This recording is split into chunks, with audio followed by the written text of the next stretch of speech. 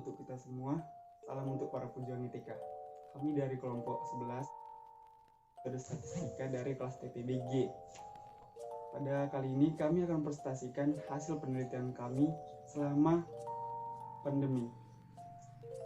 Sebelum saya mempresentasikan hasil presentasi kami, sebelumnya saya akan perkenalkan nama saya terlebih dahulu. Perkenalkan, nama saya Alman Waruwu dengan NIM 05191020 dari Prodi Teknik Kimia. Pada kali ini, saya akan menjelaskan latar belakang dari penelitian kami. Sebelumnya, kita telah mengetahui Indonesia sedang berada di tengah wabah virus, yaitu virus COVID-19. Virus ini adalah virus yang dapat menyebar melalui bersentuhan langsung dengan pembawa virus ataupun berbagai media yang telah mengalami kontak langsung dengan pembawa virus. Bahkan saat ini Indonesia sudah mencapai 773 orang meninggal terhitung sampai tanggal 28 April 2020. Wabah virus ini membawa dampak yang besar bagi negara kita, salah satunya di dalam bidang pendidikan. Pemerintahan telah mengambil keputusan untuk memberhentikan semua aktivitas yang bisa memungkinkan penyebaran virus ini semakin meluas, termasuk meliburkan aktivitas mahasiswa yang berada di kampus dan menggantikannya dengan sistem perkuliahan online, yaitu yang kita kenal sekarang perkuliahan daring. Perintah ini dikeluarkan langsung oleh Menteri Pendidikan dan Kebudayaan Nadiem Makarim. Beliau berkata, keselamatan dan kesehatan mahasiswa dan warga kampus harus diutamakan dengan memanfaatkan teknologi pembelajaran tetap dapat berjalan. Pada kesempatan kali ini, kami berkesempatan untuk melakukan penelitian yang berjudul Perbedaan Proporsi antara mahasiswa TK dan selain TK terkait efektivitas perkuliahan jarak jauh di tengah pandemi COVID-19. Nah, adapun rumusan masalah dalam penelitian kami. Yang pertama, bagaimana perbedaan proporsi keefektivitasan perkuliahan jarak jauh di tengah pandemi COVID-19 antara mahasiswa TK dan selain ITK berdasarkan sampel yang diperoleh. Yang kedua, metode pembelajaran jarak jauh apa yang paling efektif bagi rata-rata mahasiswi ITK dan selain ITK. Yang ketiga, masalah yang paling berdampak bagi rata-rata mahasiswi ITK dan selain ITK selama melakukan perkuliahan daring. Yang keempat, apakah ada perbedaan proporsi antara mahasiswa berjenis kelamin laki-laki dan perempuan terkait keefektivitasan kuliah daring, baik dari populasi TK maupun selain TK. Yang kelima, bagaimana hubungan antara masalah-masalah yang diterima oleh mahasiswa, baik dari populasi TK maupun selain TK, dengan kondisi baik atau tidaknya terhadap masalah tersebut. Nah, adapun tujuan penulisan kami dalam penelitian ini, yaitu yang pertama, untuk mengetahui cara membandingkan keefektivitasan perkuliahan jarak jauh di tengah pandemi COVID-19 antara mahasiswa dan mahasiswi TK dengan mahasiswa dan mahasiswi selain TK. Yang kedua, untuk mengetahui perbedaan proporsi keefektivitasan perkuliahan jarak jauh di tengah pandemi COVID-19 antara mahasiswa dan mahasiswi TK dan mahasiswa-mahasiswi selain TK yang diambil berdasarkan sampel. Yang ketiga, untuk mengetahui keefektivitasan perkuliahan jarak jauh di tengah pandemi COVID-19 antara mahasiswa dan mahasiswi TK dengan mahasiswa dan mahasiswi selain TK menggunakan uji hipotesis. Selanjutnya, adapun batasan masalah pada penelitian, yaitu yang pertama, objek penelitian. Objek yang digunakan dalam penelitian ini adalah mahasiswa Institut Teknologi Kalimantan dan mahasiswa perguruan tinggi lainnya yang ada di Indonesia. Yang kedua, subjek penelitian. Subjek dalam penelitian ini yaitu kondisi mahasiswa ITK dan selain ITK terhadap masalah-masalah yang dialami, yakni terkait manajemen waktu, tingkat pemahaman, kuota dan kondisi internet, serta rasa tanggung jawab dan kedisiplinan. Yang ketiga, parameter.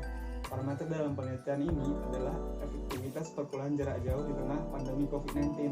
Nah, dan yang terakhir, materi penelitian. Materi yang akan diteliti dalam penelitian ini adalah analisis efektivitas kuliah jarak jauh di tengah pandemi COVID-19 menggunakan uji hipotesis, regresi, dan korelasi. Dan yang terakhir, adapun manfaat dari penulisan makalah kami ini, yaitu sebagai berikut. Yang pertama, seluruh penyusunan dan hasil dari penyusunan makalah ini diharapkan dapat menambah wawasan dari ilmu dari masalah yang dibahas dari makalah ini. Yang kedua, makalah ini diharapkan memberikan informasi dalam mendukung perkuliahan jarak jauh di tengah pandemi COVID-19. Nah, dan untuk materi selanjutnya akan dilanjutkan oleh teman-teman sekelompok saya. Saya ucapkan terima kasih. Assalamualaikum warahmatullahi wabarakatuh. Nama saya Nur Apni Ramatudisania, NIM 07191057. Saya akan membahas tentang bab 3, yaitu metodologi penelitian. di mana bab ini berisi 5 pokok bahasan, yaitu waktu dan tempat, ide dan jenis penelitian, teknik pengambilan sampel, alat dan bahan, serta tahapan dan juga jadwal penelitian. Baik teman-teman, untuk waktu dan tempat kami lakukan pada tanggal 23 April 2020, tepatnya pada hari Kamis pukul 1 siang, di mana kami mulai menyebarkan kuesioner melalui Google Form. Kemudian kami menutup Google Form tersebut pada tanggal 27 April 2020 pada hari Senin. Dan tempat yang kami lakukan adalah rumah masing-masing. Namun, ini ditujukan untuk mahasiswa ITK ataupun selain ITK. Bagaimana sih kami mendapatkan ide penelitian ini dan apa jenis penelitian ini? Jadi teman-teman, ide ini muncul ketika pandemi COVID-19 mulai merajalela di Indonesia, sehingga dilaksanakan proses perkuliahan secara daring. Tentu banyak mahasiswa yang mengalami kesulitan pada saat melakukan perkuliahan daring ini, sehingga kami mengangkat judul keefektivitasan atau perbandingan efektivitas antara mahasiswa ITK dan juga selain ITK. Sedangkan untuk jenis penelitian yang kami lakukan adalah kolerasi dan juga kolerasional. Bagaimana teknik pengambilan data kami dan apa saja sih bahan-bahan yang diperlukan pada saat penelitian ini? Pada saat pemberian tugas, kami memiliki 2 ketentuan. Yang pertama adalah memiliki 200 responden dan yang kedua berbasis digital atau melalui Microsoft Form. Sedangkan metode yang kami ambil adalah metode Stratified Random Sampling, di mana metode ini melakukan pembandingan berdasarkan jenis kelamin, sehingga didapatkan data populasi ITK sebanyak 220 mahasiswa yang terdiri atas 62 laki-laki dan 78 perempuan. Sedangkan selain ITK, sebanyak 276 mahasiswa terdiri dari 50 laki-laki dan juga 111 perempuan. Sedangkan alat dan bahan yang kami perlukan adalah alat elektronik, seperti laptop, Android, dan lain-lain. Sedangkan bahannya adalah Microsoft Form yang digunakan untuk membagikan kuesioner. Untuk tahapan dan jadwal penelitian, kami lakukan selama 6 minggu, di mana di minggu pertama kami melakukan penentuan judul. Di minggu kedua, kami melakukan pembuatan kuesioner, penyebaran kuesioner, dan pengumpulan data. Di minggu ketiga, kami melakukan pengumpulan data, perekapan data, analisis data, dan penyusunan laporan. Di minggu keempat, kami melakukan penyusunan laporan dan pembuatan video. Di minggu kelima, kami melakukan finalisasi pembuatan video. Kemudian diagram alir dari penelitian ini dimulai dari merumuskan masalah, melakukan studi pendahuluan, merumuskan hipotesis, menentukan populasi dan sampel, menentukan teknik sampling, mengumpulkan data melalui kuesioner Microsoft Form, lalu mengolah data secara deskriptif dan inferensial. Lalu, apakah hasilnya sesuai dengan hipotesis? Apabila sesuai, maka dapat ditarik sebuah kesimpulan. Dan apabila tidak, maka akan dilakukan suatu evaluasi, lalu ditarik kesimpulannya. Setelah didapatkan kesimpulan, maka penelitian pun selesai. Saya Muhammad Al-Faruq Syaputra, NIM 0634. Kali ini akan menjelaskan tentang deskripsi responden. Jadi deskripsi responden merupakan mahasiswa-mahasiswa yang ada di Indonesia dengan populasi mahasiswa-mahasiswi ITK dan selain ITK dengan detail deskripsi sebagai berikut. Berdasarkan jenis kelamin,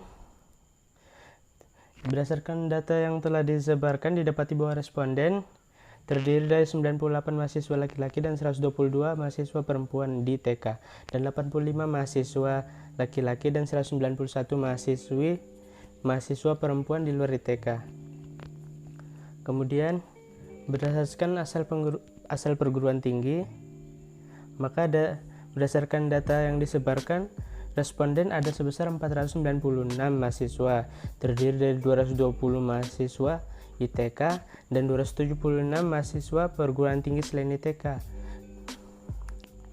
Kemudian berdasarkan metode pembelajaran jarak jauh yang paling efektif, maka berdasarkan grafik di atas dapat disimpulkan bahwa metode pembelajaran paling efektif yang diminati oleh mahasiswa baik dari ITK maupun luar ITK adalah video conference seperti Google Meet, Zoom, dan lain-lain. Kemudian Kemudian untuk metode pembelajaran yang paling sedikit dianggap efektif yaitu belajar mandiri, sebanyak 4 dari mahasiswa ITK dan 8 dari mahasiswa dari kampus lain. Dan untuk yang lainnya ada 8 mahasiswa dari luar ITK yang menganggap efektif menurut metode mereka sendiri, yaitu 1 mahasiswa. Kemudian berdasarkan masalah yang paling berdampak selama perkuliahan jarak jauh, maka didapatkan data bahwa dengan total 220 mahasiswa ITK dan 276 mahasiswa selain ITK yang mengalami masalah paling berdampak dalam perkuliahan jarak jauh, yaitu populasi ITK dan populasi selain ITK ada pada tingkat pemahaman yang kurang dengan total 81 mahasiswa, dan untuk selain ITK ada 109 mahasiswa. Kemudian berdasarkan evaluasi perkuliahan jarak jauh yang dialami mahasiswa, total ada 220 mahasiswa ITK dan 276 selain ITK dengan perbandingan 37 mahasiswa ITK yang terkait manajemen waktu dalam perkuliahan jarak jauh dan 49 mahasiswa selain ITK dalam kondisi baik, sedangkan 143 mahasiswa ITK dan 163 mahasiswa selain ITK dalam kondisi cukup, dan 40 mahasiswa ITK serta 64 mahasiswa selain ITK dalam kondisi tidak baik. Kemudian jumlah populasi berdasarkan tingkat pemahaman selama kuliah daring. 77 mahasiswa ITK dan 109 mahasiswa selain ITK dalam kondisi baik pemahamannya. Namun 82 mahasiswa ITK dan 98 mahasiswa selain ITK cukup, dan selain itu maka dengan kondisi tidak baik. Kemudian jumlah populasi berdasarkan kondisi internet selama kuliah daring berdasarkan total 220 mahasiswa ITK dan 276 mahasiswa selain ITK. 61 mahasiswa ITK dan 65 mahasiswa selain ITK dalam kondisi baik.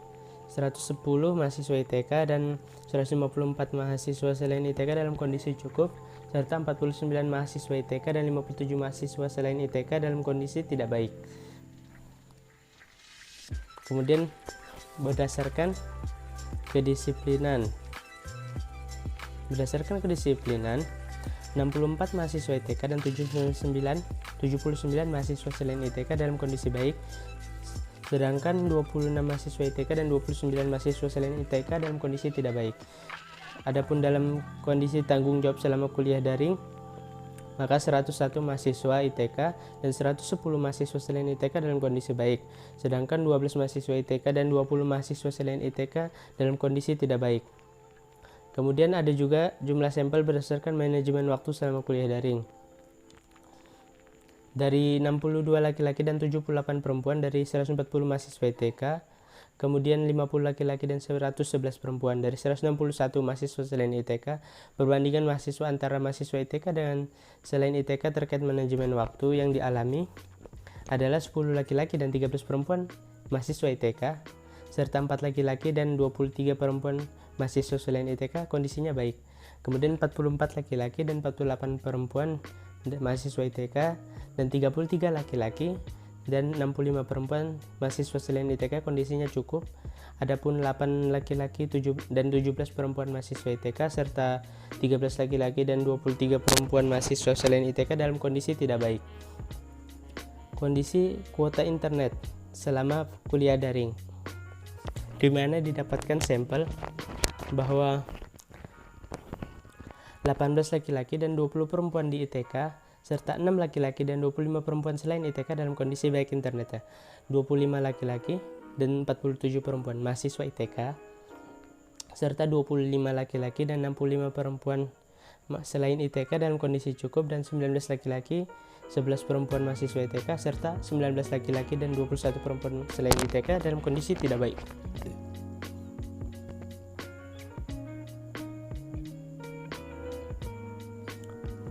Oke, next. Saya Rizka Paujiati dengan NIM 1019175. Di sini saya akan menjelaskan tentang statistik deskriptif pada penelitian yang berjudul Perbedaan proporsi antara mahasiswa ITK dan selain ITK terkait efektivitas perkuliahan jarak jauh di tengah pandemi COVID-19. Dalam statistika deskriptif ini, kami menggunakan sampel dari tiap-tiap populasi dan mendeskripsikan rata-rata, standar deviasi, dan variansi dengan rumus sebagai berikut. Dan didapatkan sampel dari tiap-tiap populasi sebagai berikut. Mean menurut koneksi internet. Adapun rata-rata atau mean pada mahasiswa ITK adalah 1,8 atau pilihan kedua dengan pembulatan ke atas dengan kondisi cukup untuk laki-laki, dan 2,1 atau pilihan kedua dengan pembulatan ke bawah dengan kondisi cukup untuk perempuan. Sedangkan pada mahasiswa selain ITK adalah 2,02 atau pilihan kedua dengan pembulatan ke bawah dengan kondisi cukup untuk laki-laki, dan 2,1 atau pilihan kedua dengan pembulatan ke bawah dan dengan kondisi cukup untuk perempuan. Baik, di sini saya Farhan Wardana akan menjelaskan tentang statistika inferensial. Oke, pertama untuk data sampel yang kami gunakan untuk statistik inferensial ini ada dua. Untuk populasi TK ada 62 laki-laki dan 78 perempuan dengan total 140 sampel, dan untuk populasi selain ITK ada 50 laki-laki dan 111 perempuan dengan total 160 sampel dengan detail tabel berikut. Kemudian yang pertama saya akan menjelaskan tentang kriteria pengujian. Kriteria pengujian adalah pembuatan keputusan dalam menerima atau menolak hipotesis nol dengan grafik seperti gambar berikut. Kemudian saya akan menjelaskan tentang estimasi parameter. Yang pertama akan menjelaskan tentang taraf nyata. Taraf nyata adalah batas toleransi dalam menerima kesalahan hasil hipotesis terhadap nilai parameter populasi. Semakin tinggi taraf nyata, semakin tinggi juga penolakan hipotesis nolnya. Alfa yang kami gunakan dalam penelitian ini adalah 5%. Nah, alfa sendiri di sini adalah peluang salah dalam menolak H0. Kemudian tingkat kepercayaannya yaitu 1 min alfa sama dengan 95%. Kemudian saya akan menjelaskan tentang hipotesis, uji hipotesis. Kita tinjau dulu rumusan masalah pada bab 1, yaitu untuk nomor sekian ada pertanyaan, apakah ada perbedaan proporsi antara mahasiswa laki-laki dan perempuan terkait keefektifan kuliah daring, baik dari populasi ITK maupun selain ITK. Nah, pertama kita tinjau dulu grafik dari tabel sampel mahasiswa laki-laki dan perempuan yang ada tadi. Diperoleh bahwa 21 dari 62 mahasiswa laki-laki dan 23 dari 78 mahasiswa perempuan di ITK mengalami kondisi tidak baik dalam tingkat pemahaman. Kami mengambil tingkat pemahaman karena berdasarkan rata-rata yang kami hitung evaluasi tingkat pemahaman mahasiswa laki-laki ataupun perempuan di ITK dan selain ITK itu lebih tinggi rata-ratanya daripada evaluasi kelima lainnya. Kemudian 17 dari 50 mahasiswa laki-laki dan 38 dari 111 mahasiswa perempuan di luar ITK mengalami kondisi yang tidak baik. Dapat dilihat dari kedua grafik berikut. Nah, pertanyaan adalah, dapatkah kita menyimpulkan bahwa proporsi laki-laki sama dengan perempuan yang berpendapat bahwa kuliah daring tidak efektif? Kita gunakan taraf signifikansi atau alfa tadi yaitu 5%. Kita tinjau dulu. Yang pertama kita lihat dulu ada X1-nya yaitu sebesar 21. Kemudian N1-nya untuk laki-laki yaitu 62. Kemudian X2-nya ada 23, N2-nya ada 78.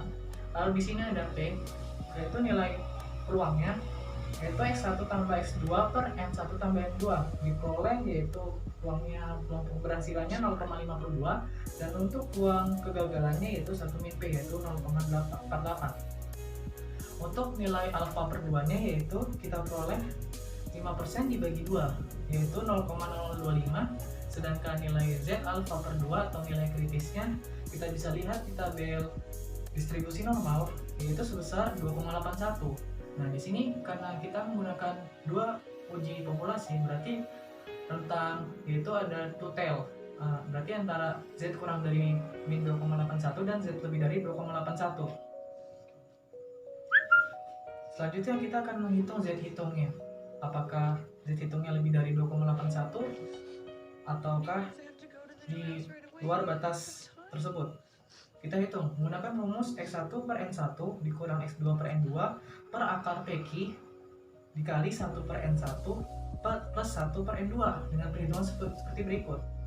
Kemudian diperoleh bahwa Z hitungnya adalah 0,52. Nah, Z hitungnya adalah 0,52 nih. Berarti kita dapat simpulkan bahwa 0,52 itu kan di antara min 2,81 dan 2,81, berarti ada di tengah-tengahnya. Berarti kan masuk daerah A0. Berarti kita dapat simpulkan bahwa tidak ada cukup bukti untuk menjamin penolakan bahwa proporsi laki-laki dan perempuan di TK yang berpendapat bahwa kuliah daring tidak efektif itu berbeda. Jadi di sini kita simpulkan bahwa di TK itu mau perempuan atau laki-laki itu nggak mempengaruhi seberapa baiknya kamu memahami materi perkuliahan daring.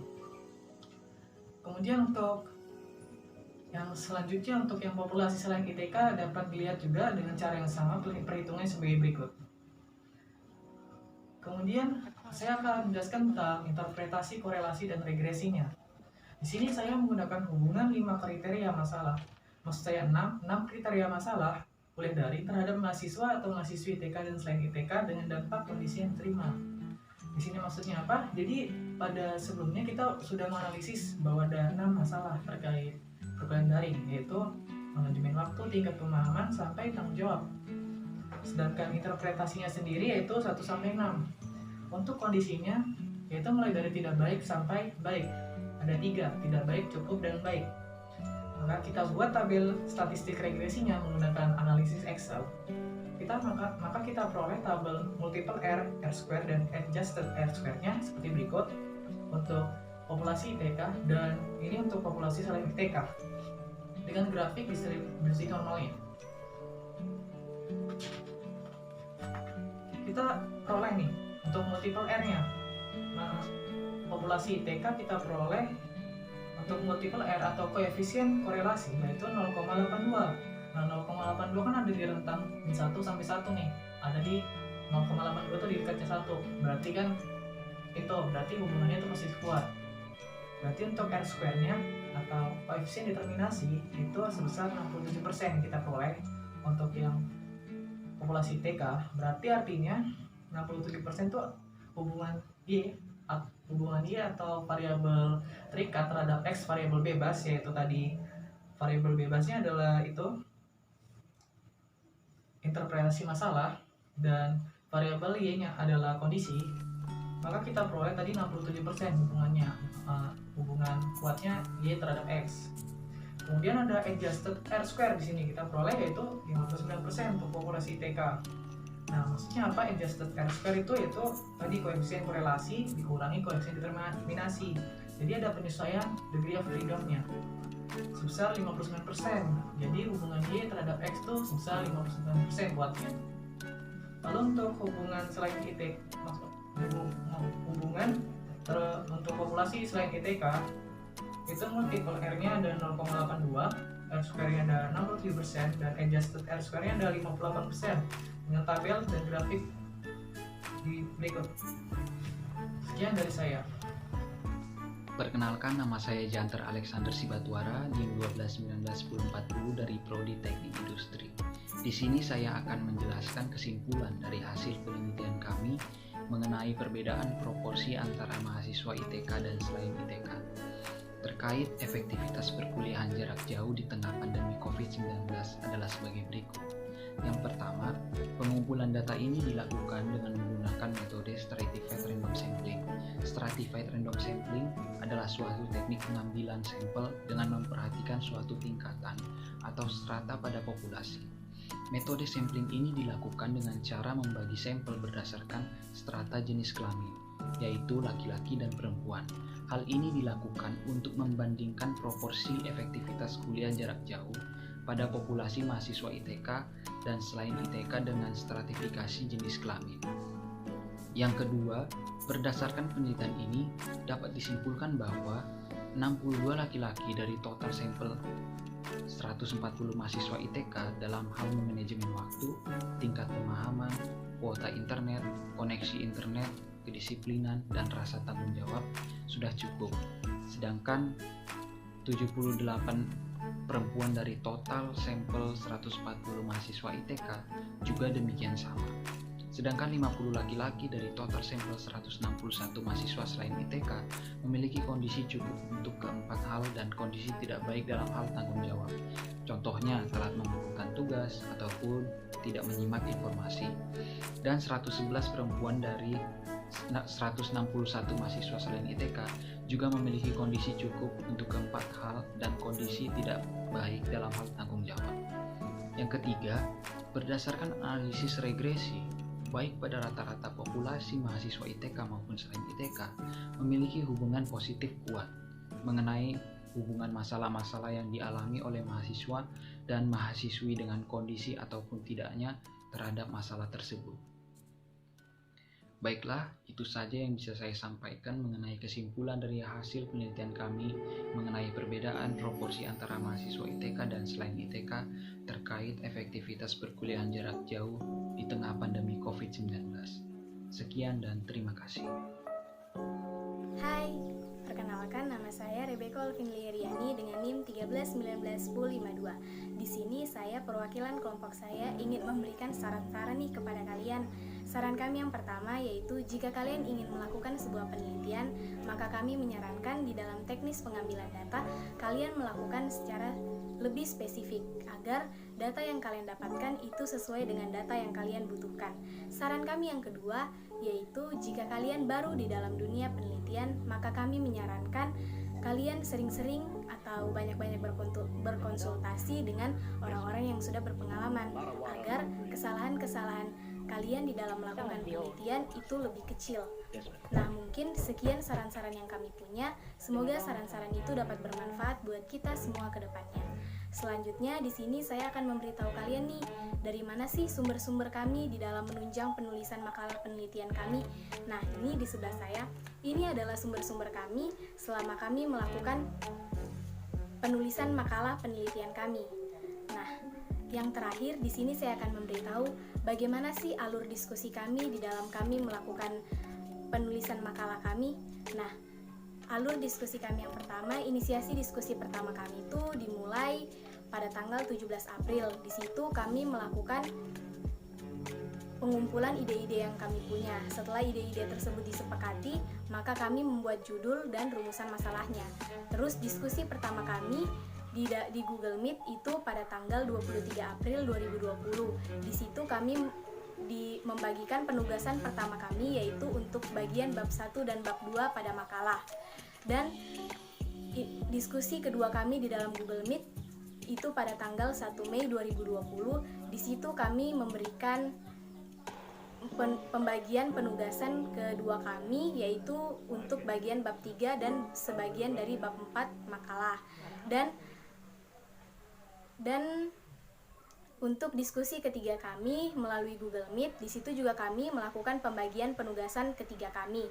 Nah, penugasan ketiga kami itu untuk menyelesaikan bab 4 dan untuk mengecek kembali apakah di dalam makalah kami itu terdapat kekeliruan. Nah, setelah itu diskusi terakhir kami itu kemarin pada tanggal 6 Juni 2020. Di situ kami membahas konsep video yang sekarang ini sedang kami buat. Nah, mungkin sekian presentasi dari kelompok saya. Terima kasih buat teman-teman yang sudah menyempatkan waktunya untuk menonton. Semoga video ini dapat bermanfaat dan sampai bertemu lagi. Semoga kita sehat-sehat terus.